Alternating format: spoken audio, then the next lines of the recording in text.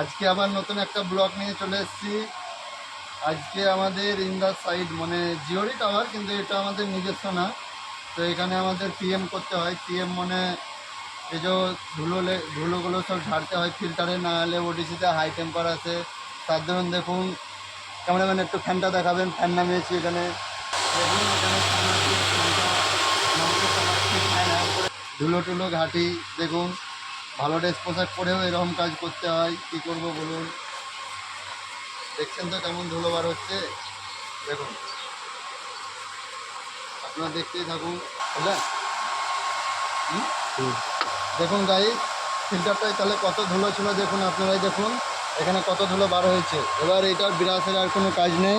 এবার এটার কাজ হবে এই যে এটার নাম হচ্ছে ব্লোয়ার। এই ব্লোয়ারে করে মারতে হয়, তাহলে ধুলোগুলো বার হয়ে যাবে। দেখুন আপনারা তো হয়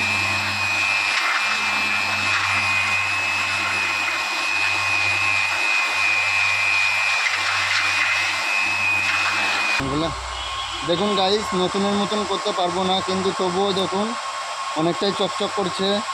তো এগুলো আমাদেরকে করতে হয়, নাহলে এই যে আমাদের যে মেশিনগুলো আছে, মেশিনগুলো হিটে আপনার হ্যাং হয়ে যায়, তারপরে মানুষের নেটওয়ার্ক পায় না, ডাউন হয়ে যায়, অনেক রকম সমস্যা দেখায়। তার জন্য আমাদেরকে এগুলোও করতে হয়।